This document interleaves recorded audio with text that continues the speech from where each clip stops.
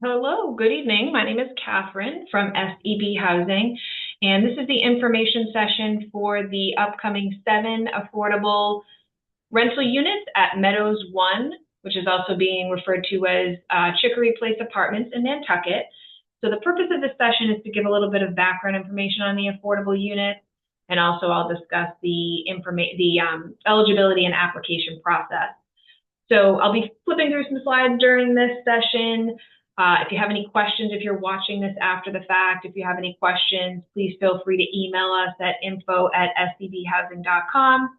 Applications are due for this lottery on June 23rd, so a little bit less than 3 weeks from today.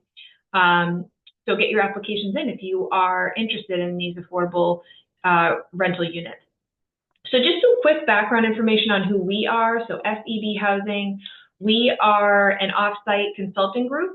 So we're not the management team at the apartments. We're not on Nantucket. We haven't seen these apartments in person, but we have been hired to conduct the information session, the lottery. We're going to be the ones collecting affordable applications for this lottery. And so in the initial phases, we are your main point of contact rather than the management office. But the management team will be your point of contact later on when you're doing your lease screening and all of that.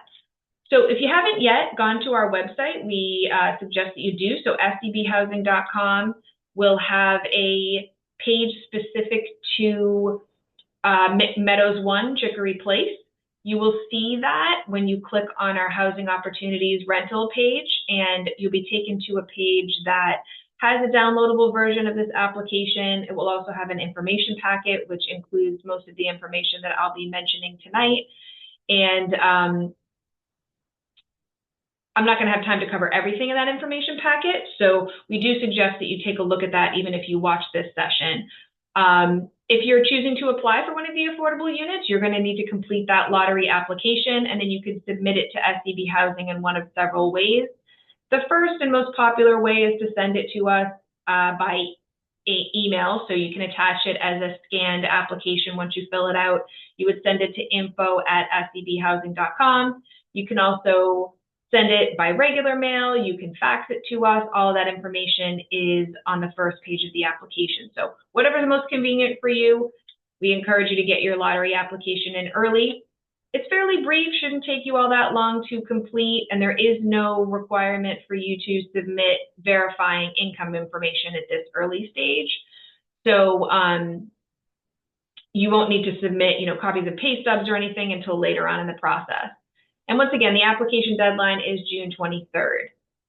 And you don't need to be a resident of Nantucket to apply for the lottery. There are going to be several units that have the waiting lists have local preference for residents of Nantucket, and I'll discuss that in a few minutes, but shouldn't dissuade anyone from applying if they don't already live on the island. Okay, so Meadows 1, these apartments are already an established rental community. All of the units have been market rate for the past 7 years, and there's 28 units in these buildings. 7 of the units are being converted to income restricted, or these affordable units, and the interior of the units will undergo a complete renovation and will be delivered to the new tenants in like new condition. So all tenants are responsible for the electricity costs, which includes the expense of electric heating, hot water, and cooking. Cold water and sewer expenses are included in the rent, so the owner pays those. And there will be affordable studio, 1-bedroom, and 2-bedroom apartments, as you can see on your screen. There are 2 studios, which have 1 bathroom. There's 1-bedroom affordable unit, and there's 4 2-bedroom units that have 2 bathrooms. And the rent for the studio is $1,927. The rent for the 1-bedroom unit will be $2,197, and the rent for the 2-bedroom units will be $2,437. These affordable rents are not set in accordance with an applicant's finances. They won't change except for one potential change each year. but they're not going to fluctuate up and down depending on what your income is. There's a formula for the amounts, and it's set based off of HUD, so the Federal Department of Housing and Urban Development's area median income for the Nantucket area. So they may increase once per year, typically in the spring when HUD releases their AMIs. But if you sign a lease, say this summer, for one of the units at Meadows 1, the rent cannot change during the initial term of your lease or any subsequent term of the lease. You would be notified of any change in your rent before your lease renewal date. So we do expect that there will be more interested and eligible applicants than there are units. So there's only 7 units. That's why we're having this lottery to have a lottery to prioritize or create waiting lists for each of the unit sizes, since we're going to likely have more people apply than we have available units. So in the information packet, if you're looking at it, there's some eligibility requirements for the Affordable Housing Program. The first is that households have to have an income that falls between the parameters that you see on your screen. So the minimum qualifying income and the maximum income limit. These maximum income limits are set in stone. Those are program requirements. If you have an income that is higher than these numbers, you won't qualify for the lottery. But these minimum qualifying incomes are estimated amounts. The leasing office will have the final say as to whether or not you are lease eligible to rent at their property. So, for example, you're seeing here that the approximate minimum income to rent a studio is $63,700. But if your total household income is $60,000 and you have some assets, you have money in the bank that you're able to access to be able to pay rent, the leasing office may decide that you are qualified to lease there. So just keep that in mind. And then the second eligibility criteria to keep in mind is that household priority is going to be given based off of household composition. So what that typically means is if you are a one-person household, for example, and you are requesting to apply for a 2-bedroom unit, larger type 2 households or households with more people in them are going to have priority ahead of you on the waiting list, unless you have some sort of a reasonable accommodation or a disability that would require that extra bedroom. And then also, households can't own a home upon move-in. So if you own a home now, you would need to be off that deed and you'd need to sell the property before you're able to lease one of these affordable apartments. And then finally, it doesn't come up often, but applicants can't have a financial interest in the development or be what's considered a related party. And what that means is if you work for the developer, if you work for the management team or leasing office, you wouldn't be eligible for this opportunity. So since these are affordable units, they're only going to be made available to households who qualify for the Affordable Housing Program. And they're being made available to rent at prices that are lower than identical or very similar units within the building. So the affordable units are not identifiable as affordable units to the outside in any way. So just keep that in mind as well. So if you, again, just a reminder that you do not need to submit pay stubs or any supporting information or anything like that at this point to apply for the lottery. And if you are found to be eligible when you submit your lottery application based off of what you self-report, you're going to be sent a lottery application number. And that's the number that you want to keep close by, because that will be in the form of a series of numbers. That is the number that's going to be called during the lottery. In that same email that's letting you know if you qualify for the lottery, you're going to get a documentation requirements guide. That's basically a package that is giving you some information about what types of documentation we will need from you depending on your sources of income. So how many pay stubs, the number of bank statements we'll need, all of that. So it's just really to give you a basic overview of what to expect later on in the process.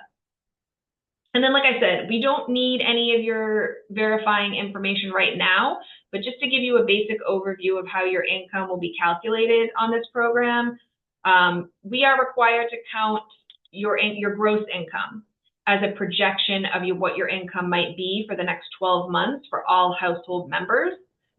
So that means if you have, 3 or 4 people living in your household who are earning a wage, it's all of their gross wages together that would make up your total annual household income. The only exceptions to the wages that we count are if you have a minor in your household, so maybe you have a 16-year-old who's working, we wouldn't be counting any of their wages towards the total household income. And then if you have a dependent full-time student, so maybe you have a 20-year-old college student living with you, it's only the first $480 of their wages that would be counted when we're determining eligibility. Everything else, though, it's the gross amount that we must tally up. So it could be wages, it could be Social Security, it could be pensions, whatever these amounts are, we would need to tally up to confirm whether or not your household is eligible for the affordable program. And everyone's income circumstances are unique. So some applicants have a weekly salary that's consistent throughout the year, but other people are self-employed or they work seasonally. So in those circumstances, we may need to look further into the past to be able to project what your income might be for the next year. And then specifically for anybody who is self-employed, we are going to need you to complete a profit and loss statement to confirm the expenses for your business and your income from your business. And there is a sample profit and loss statement that you will see on some of the later materials that we will require of you if you are at the top of these waiting lists. But in general, any income that you have been making in the past, we need to assume that you're going to continue making that income going forward unless we have some sort of definitive documentation saying you're no longer going to be earning the income source. So maybe a written letter from your employer saying that you're no longer working there, or overtime will be available in the coming year, that sort of thing. So when you're filling out your application, just make sure that you're listing all of your income sources in there. So like I said, not just wages, but if anybody in the household is receiving Social Security, unemployment benefits, that sort of thing. There is no minimum income for the program, but I mentioned that these minimum qualifying incomes that you see on your screen are set by the leasing office. So the team at Meadows wants to obviously ensure that all tenants are able to afford the rent, regardless of whether or not they are renting a market rate unit or an affordable unit. They've set these minimum amounts to be equivalent to 2 times the monthly rent to confirm that households are able to have enough income to afford the affordable rent. If you have a Section 8 or MRVP voucher, for example, you can disregard the minimum income amounts because they're not going to apply to your family since you're going to have the housing voucher. Your housing agency is going to pick up part of the expenses for your rent. So the only people who can just disregard those minimum qualifying incomes are those that have vouchers that you plan to use at the property. But anybody without a voucher, your household needs to have an income between the minimum income amounts, the approximate minimum income amounts here, and the maximum income limit. So if you're a one-person household looking to rent a studio, your total household income needs to be between about $63,000 and $83,850 to qualify for this lottery. I want to mention too that there's no asset limit for the affordable program. So if maybe you're retired, you have a significant amount of assets in the bank, you could still qualify for this lottery. You're just going to need to know that any income that's being generated by those assets does need to be counted as income. And so we will need to, although there's no limit to the assets that you're able to have, we are still going to need to ask for bank statements and all of that just to confirm if there's any income that is being derived from those assets. So So as I mentioned earlier, you want to get your applications in if you're interested in this opportunity. And if you're interested in more than one unit size, please indicate that on your application. So maybe you're interested in both a studio and a one bedroom. You should make sure that you indicate that on your application, because there's really no downside to doing so. But there is a potential downside if you only indicate that you're interested in the studio, for example, because later on, if you decide that you would like to also apply to a one bedroom, you're going to be placed at the bottom of that waiting list. So indicate your interest now, and we can get you on both of those waiting lists. So once you submit your application, if there's anything that's missing or any questions that SCB Housing has, we will reach out to you. If you're found to be eligible for the lottery based off of what you're self-reporting on your lottery application, you're going to be sent that email, like I said, with the lottery application number. That's just an anonymous identifier at this point, just so during the lottery itself, we're not calling your name, for example. It's not a ranking of any sort. It just corresponds with the order in which we approved your application. So if you were the very first person to be approved for the Meadows 1 lottery, your number would be A.001, for example. And that's the number you would be looking for when we're doing the lottery drawing. That email that you get is also going to confirm whether or not your household qualifies for local preference. So you would have indicated on your application that you are a household who either live in Nantucket, you work for the town, or you work for a business located in the town, or if you're the guardian of a child attending Nantucket Public Schools. So a few of the units at Meadows 1 are going to have this local preference, which means that local preference households have priority for some of the units as opposed to those who don't have local preference. That email that has your lottery application number is also going to confirm the bedroom size that you applied for and what your household type is, so how many people are in your household. So make sure that you're reviewing that approval email thoroughly to make sure that everything looks correct to you. If there's looks like there's any issues or anything, any information that looks incorrect, please let us know. If you're found to be ineligible or you're denied for this lottery for any reason, maybe you're over income, anything like that, you'll be informed, but you are encouraged to contact us with any questions if you're not sure why you were denied.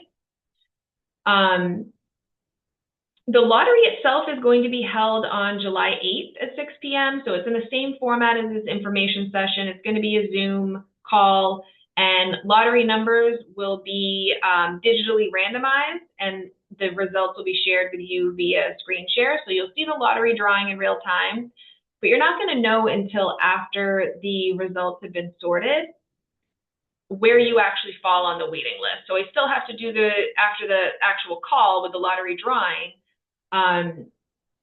we need to sort the results based off of your household type and local preference. So your attendance isn't required at the lottery drawing, but you can obviously attend if you would like to, but you're not going to know a whole lot until we sort the results. So we're going to populate those waiting lists. We're going to take your household type and local preference into consideration, and then we usually are able to send those waiting lists to you as soon as possible right after the lottery. And that will be sent by email. You'll see the waiting list attached to that email, and you'll be able to find your lottery application number.